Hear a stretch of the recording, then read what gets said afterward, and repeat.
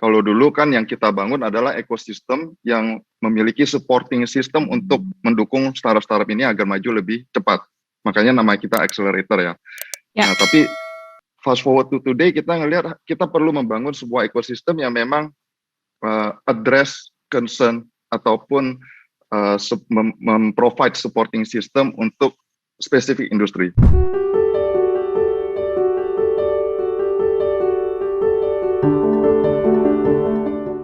Discussion kembali hadir bersama saya Yeni Yusra dan kali ini kita akan berbincang-bincang dengan Wesley Haryono, Managing Partner of GK Plug and Play Indonesia. Hi Wesley, how are you? Halo Yeni, good, thank you.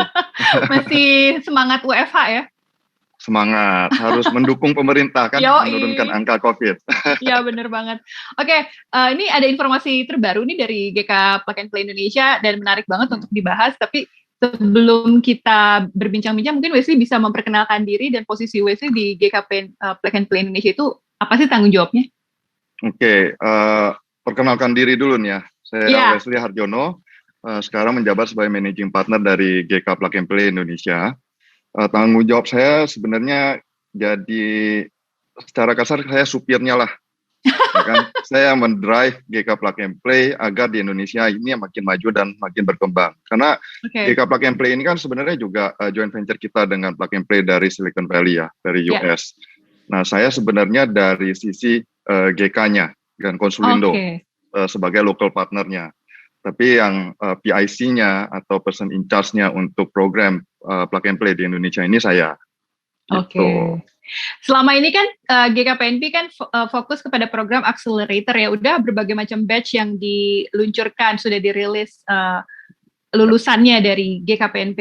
Tapi saat ini katanya ada vertikal baru nih yang digarap secara spesifik oleh GKPNP dan salah satunya adalah fintech. Mungkin Wesley bisa menjelaskan behind background-nya kenapa meluncurkan spesifikasi ini? Oke, mungkin kita mulai dari awal kita diluncurkan ya, maksudnya Plug and Play masuk ke Indonesia, itu tahun 2017 kita mulai batch pertama kita. Pada saat itu sebenarnya mungkin kalau Yeni juga ngerasain ya, tahun 2017 ekosistem untuk digital atau untuk startup itu masih belum begitu mature pada saat itu. Lalu jadi pada saat kita luncurkan batch pertama, kita pertama kali jalankan accelerator program. Pada saat itu nama accelerator juga masih asing nih untuk Indonesia. Betul. Kita mulai dengan menseleksi startup yang fokusnya itu lebih general. Oke. Jadi kalau bisa dilihat batch pertama kita ada Sayur Box yang basisnya agriculture ataupun supply chain. Lalu ada Brankas yang memang industrinya industri keuangan, ya kan, ada Karta yang di advertising space gitu. Nah, tapi kalau kita fast forward ke hari ini, ekosistem untuk startup di Indonesia ini makin mature, makin dewasa gitu. Jadi kita melihat ada perlunya ekosistem yang kita bangun itu memang spesifik membantu certain industry. Kalau dulu kan yang kita bangun adalah ekosistem yang memiliki supporting system untuk mendukung startup-startup ini agar maju lebih cepat. Makanya nama kita accelerator ya. Nah, tapi fast forward to today kita ngelihat kita perlu membangun sebuah ekosistem yang memang address concern ataupun memprovide supporting system untuk spesifik industri. Misalnya fintech ataupun supply chain. Jadi pada saat startup itu masuk ke program kita atau masuk ke ekosistemnya Plug and Play di Indonesia itu, mereka benar-benar mendapatkan dukungan, support dari ekosistem yang relevan dengan mereka. Tidak hanya general, mentor dari yang general, pokoknya seputar teknologi gitu, ya kan. Jadi itu sebenarnya background kita kenapa kita mulai meluncurkan program-program yang vertical ataupun industri spesifik gitu. Untuk yang pertama kali diluncurkan oleh GKPNP apa? Apakah akan semuanya kategori startup di kategori bisnis startup diluncurkan dalam waktu yang berkesinambungan atau satu-satu dulu nih? Untuk pertama apa dulu Wesley? Bisa di-share nggak? Oke, kita nggak akan luncurkan langsung berbarengan ya. Jadi kita ada stages-nya. Jadi yang pertama kita luncurkan itu adalah Plug and Play Fintech. Ini Wow. yang memang sudah mulai bulan ini baru launch dengan 6 startup yang di dalam program kita. Oke. Gitu. Apa yang Mm-mm. membedakan spesifikasi baru ini dengan yang sebelumnya? Kan it works kan yang sebelumnya, Mm-mm. dan apa yang berbeda nih? Atau ada keunggulan nggak sih dengan spesifik vertikal baru ini? Of course, dengan adanya vertikalisasi atau dengan fokus pada spesifik industri itu, satu yang berbeda adalah startup yang akan di-onboard di program tersebut. Kita Oke. ambil contoh fintech lah ya.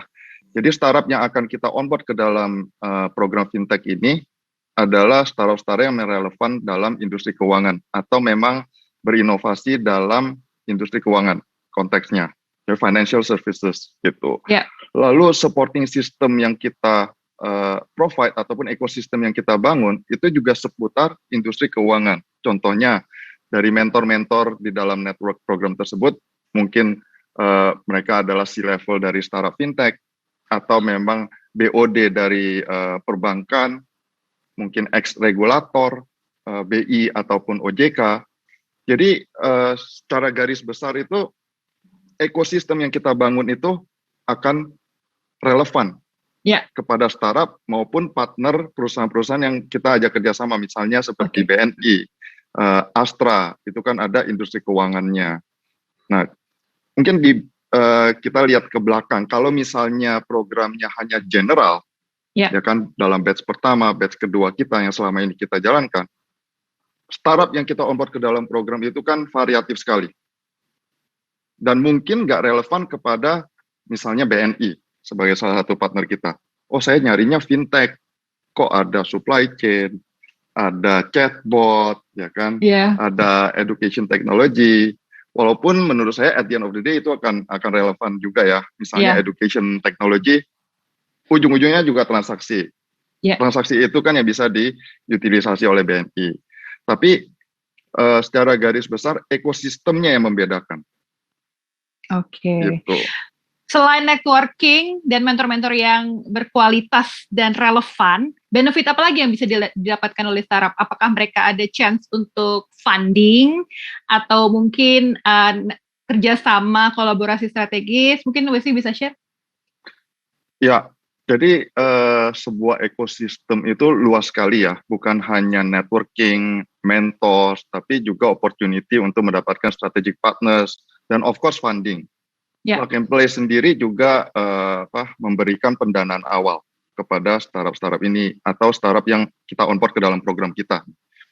Nah, sebelumnya tiket size kita memang kalau Yeni pernah baca sekitar 50.000 sampai 100.000 per startup. Nah, lebih ke early stage. Tapi dengan vertikalisasi ini, investment kita juga akan lebih fokus ke dalam 4 industri ini. Beberapa industri ini di program industri ini, contohnya kayak fintech. Dan dari sisi tiket size kita juga menawarkan range-nya dari 50.000 sampai 250.000 investment per startup itu. Jadi kita percaya dengan adanya program yang membantu spesifik industri, risk-nya itu juga akan lebih berkurang. Maka dari itu investment kita akan naikkan ke depannya. Wow, that's good news ya Wesley ya. Lumayan kan modal tambahannya jadi naik. Ya, jadi memang kita ingin startup-startup itu ngelihat Plug and Play sebagai strategic partner ya. Dalam hal memprovide mereka supporting system, membuka mereka kepada ekosistem yang jauh lebih besar, tapi juga ada supporting dari funding. Walaupun funding kita kalau dilihat, tiket size 250.000 mah kecil dibanding ada tiket size jutaan segala macam. Tapi value kita itu jangan dilihat dari hanya funding. Ya. Gitu kan. Dengan adanya vertikal baru ini, Wesley, apa yang terjadi dengan general program yang sebelumnya sudah diluncurkan dan seperti yang tadi dibilang udah sukses gitu ya. Bahkan gue dulu ikutan liputan waktu peluncuran awalnya dengan moderator CEO dari Daily Sosial Rama gitu ya. Itu kan terbilang bagus sampai sekarang. Akan dihentikan kah atau akan ditunda dulu karena fokusnya sekarang spesifik ke vertikal yang baru ini? Ya, dalam waktu dekat ini nggak akan kita langsung hentikan ya. Kita tetap akan jalan karena kita ngerasa juga support itu masih diperlukan oleh startup-startup di Indonesia. Di luar industri keuangan, ya kan? Jadi ada beberapa industri misalnya healthcare education, hal-hal startup ini kan masih butuh supporting system, butuh sebuah platform yang bisa mendukung atau mensupport mereka. Jadi dalam waktu dekat ini kita masih akan tetap jalankan, tapi memang batch-nya akan semakin kecil. Oh, gitu. Maksudnya gimana? Batch-nya semakin kecil, maksudnya jumlah startup-nya dikurangin gitu? Iya, jumlah startup-nya akan kita kurangin gitu. Okay. Namun programnya kan tetap jalan sampai kita memang sudah karena yang tadi saya bilang ya, program itu akan launch bertahap. Sampai beberapa program ini kita yang udah spesifik industri itu udah launch, dan eventually general ini akan nggak ada. Yang pertama fintech, next-nya akan menyusul kategori bisnis lainnya ya, kategori startup lainnya betul. Ya. Salah satu mungkin bocoran sedikit, kita akan launch sustainability vertical. Wow, itu menarik banget tuh. Itu topik yang selalu kita mention di media sosial tuh, sustainability. Ya, karena kita ngelihat dari startup Indonesia ini, makin banyak yang memang address ke sustainability. Betul. Ya, untuk kalau kita ngelirik ke developed country, mereka udah mulai concern dan aware mengenai sustainability. Jadi saya ngelihat Indonesia ini baru mulai nih. Gitu. Alangkah baiknya kalau memang ada program yang mendukung inovasi-inovasi di area sustainability ke depannya kan. Wah nggak sabar nih untuk buru-buru ditulis nih. Kayaknya seru banget gitu kan. Nggak kebayang startup seperti apa yang bakalan join jadi peserta di batch sustainability ini. Tapi masih lama ya, kita fokus ke fintech dulu sekarang ya. Sekarang yang sudah launch fintech. Fintech dulu. Wesley kan tadi Wesley juga sempat mention GKPNP kan munculnya 2017. Dan sekarang udah mulai banyak banget nih accelerator program ya. Google punya, Gojek punya. Wesley ngelihat dengan semakin banyaknya nama-nama besar, perusahaan teknologi besar yang ikutan menjadi accelerator gitu ya, mengeluarkan accelerator tuh, seperti apa sih perkembangan accelerator program di Indonesia ini? Apakah memang semakin baik atau justru ya tidak ada perubahan yang berarti mungkin dari awal sampai sekarang? Efeknya untuk startup tuh so far gimana dengan program accelerator saat ini? Menurut saya dengan banyaknya program accelerator ataupun incubator di Indonesia itu akan lebih baik, of course. Karena masing-masing program accelerator atau incubator itu kan at the end of the day mereka bertujuan untuk membangun sebuah ekosistem dan mensupport startup kita di Indonesia ini kan.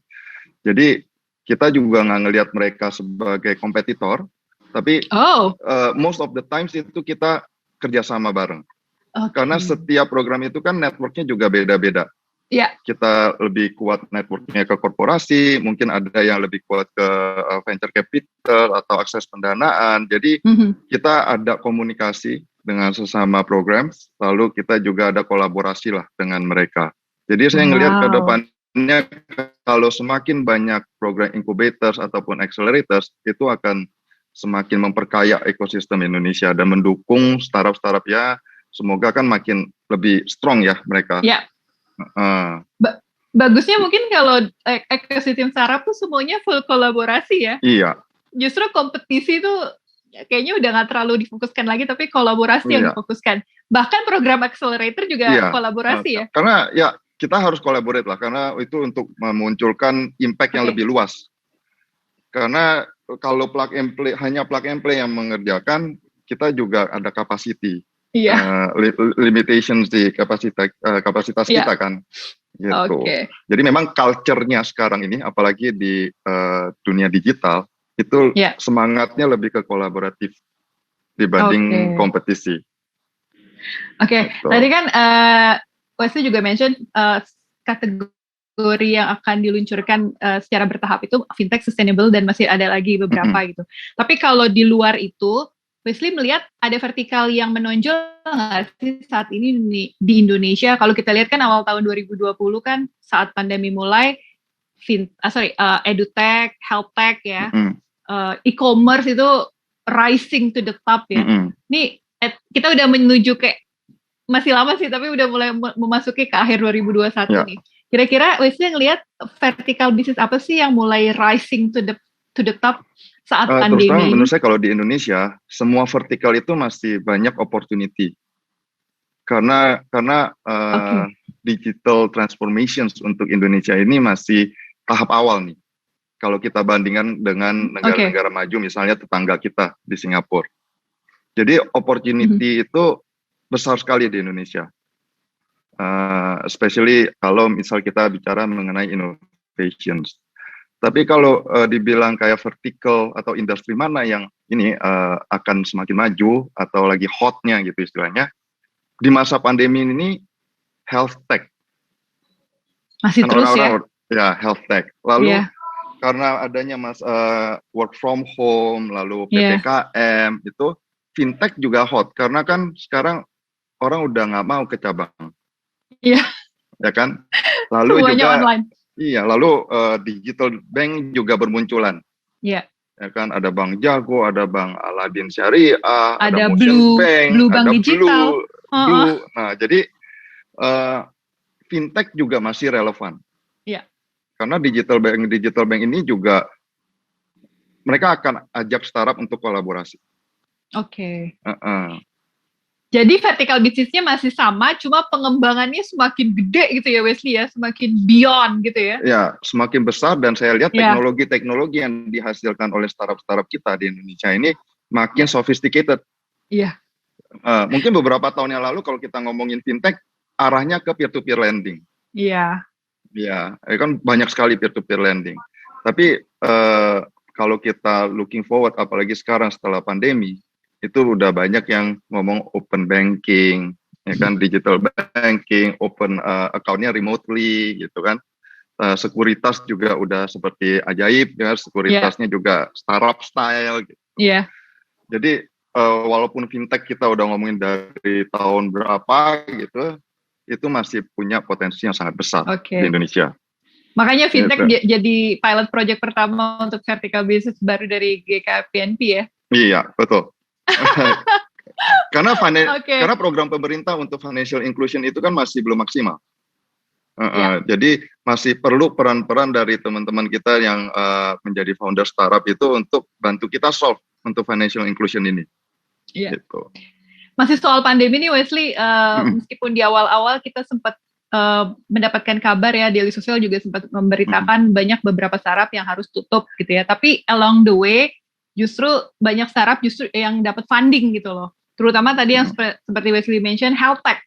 Health tech, edutech itu paling banyak, sampai logistik paling banyak dapat funding sepanjang tahun 2020 dan sampai saat ini gitu.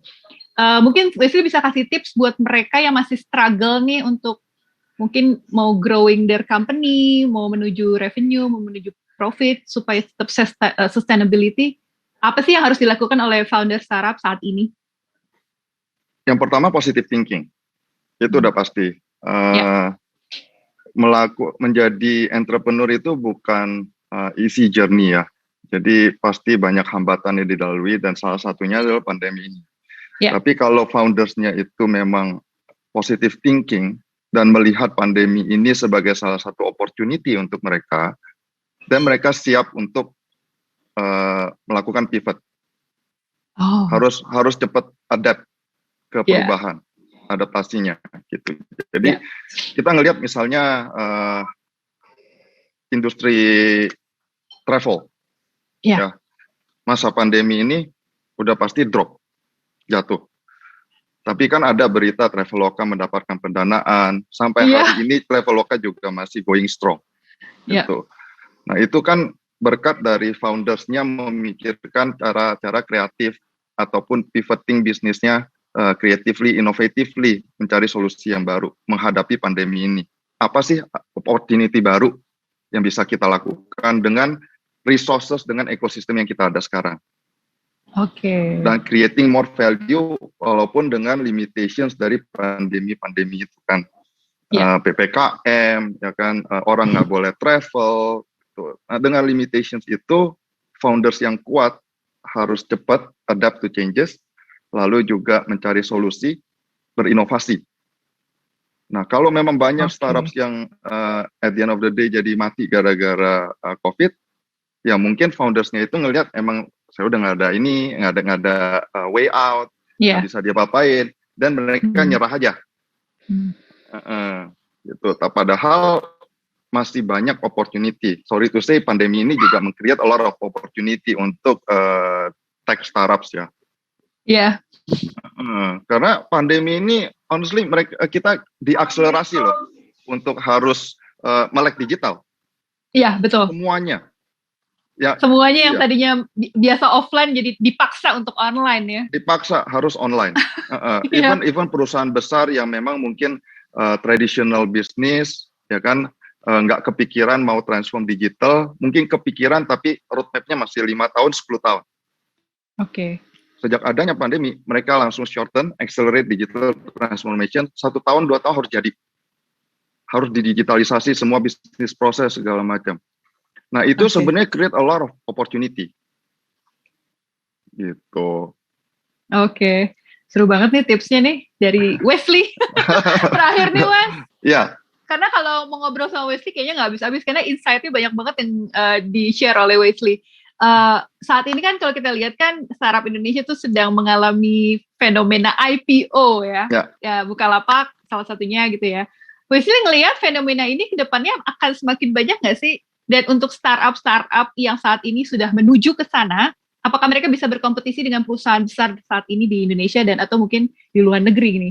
Jadi apakah akan lebih banyak startup yang IPO dan bagaimana posisi mereka saat ini sebagai startup berkompetisi dengan perusahaan yang sudah besar gitu? Gitu. Kalau kita address IPO dulu deh ya. Kalau mengenai IPO itu ya karena ini kan Bukalapak mau IPO, sebentar lagi Goto juga mau IPO. Benar. Tapi perlu diingat nih, Bukalapak dan Goto itu bukan startup lagi. Iya. Mereka bukan lagi startup. Jadi my personal opinion itu sebenarnya startup itu kalau statusnya masih startup, jangan cepat-cepat mikir IPO. Ya, jadi take a step back gitu. Jadi kita ngelihat dulu apa kita ready. Karena dengan menggalang dana lewat IPO itu tanggung jawab kewajiban kita makin berat. Karena dana publik nih. Gitu kan. Dan di Indonesia startup itu masih mayoritas itu millennials. Masih muda-muda nih. Pengalaman untuk memanage sebuah perusahaan terbuka itu beda dengan manage startup yang tanggung jawab kita hanya kepada investor. Gitu. Jadi menurut saya akan banyak startup yang akan melirik IPO. Tapi banyak startup yang kan kita juga sudah ada beberapa kasus startup IPO ya di Indonesia ini. Memang sudah difasilitasi juga oleh bursa, ada papan akselerasi, ada papan pengembangan. Jadi mempermudah prosesnya. Cuma dari sisi startup sebenarnya my personal opinion itu adalah kalian take a step back. Lihat dulu apakah kalian ready. Apakah IPO ini akan membantu kalian menjadi besar atau malah menjadi stagnan. Iya. Gitu. Ya Snapchat sih, ya gitu, di Amerika ya. Ya gitu. Udah tapi IPO tapi kalah sama yang lain. Ya, tapi kan kita lihat di Indonesia juga ada beberapa startup yang udah IPO kan ya. Iya. Which is sorry to say performance-nya itu ya so-so lah. Gitu kan, performance dari harga saham mereka di bursa. Nah, untuk tadi nanya mengenai mereka untuk compete dengan perusahaan besar, startup apakah ada chance of winning gitu ya?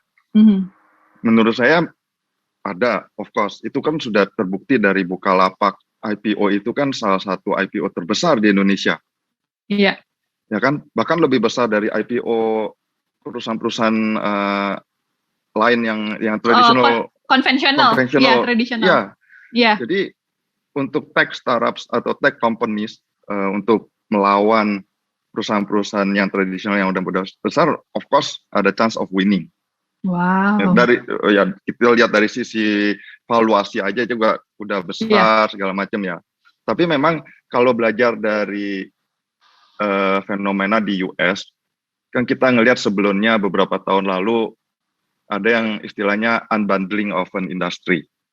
Maksudnya unbundling itu kita ngelihat waktu itu saya pernah lihat dari salah satu website ada gambar website sebuah perbankan yang menawarkan berbagai macam produk keuangan. Ya kan, ada student loan, ada mortgage, ya kan, ada credit card segala macam. Nah, dari setiap produk itu ada minimal 5 startup tech companies yang attack.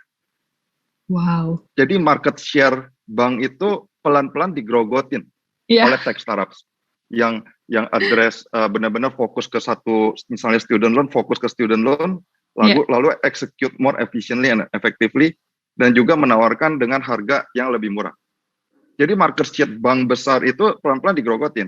Iya. Nah, fenomena sekarang ini adalah rebundling of an industry. Jadi yang tadi digrogotin itu sekarang dikonsolidasi lagi nih. Iya.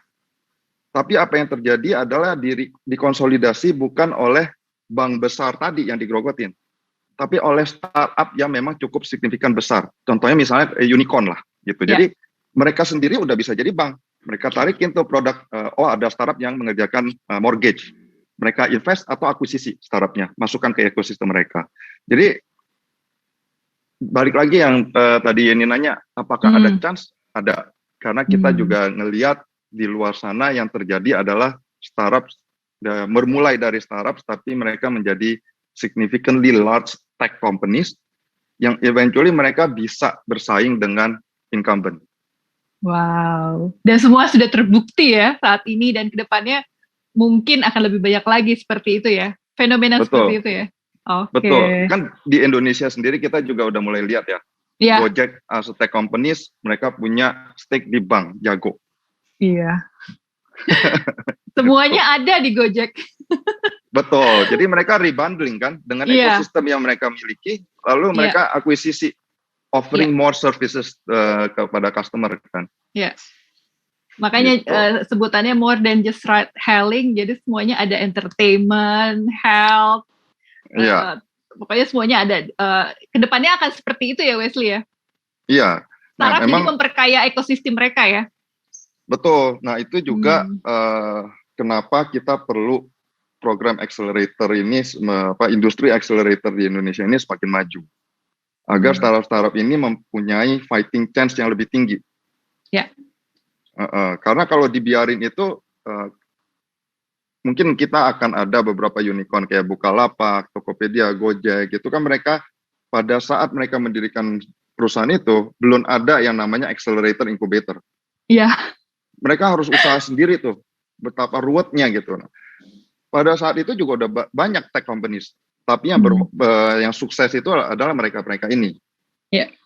Dengan majunya ekosistem Indonesia, dengan lebih banyaknya program-program yang memberikan supporting system kepada tech companies di Indonesia, kan yang kita harapkan adalah lebih banyak lagi unicorn-unicorn nanti yang bermunculan.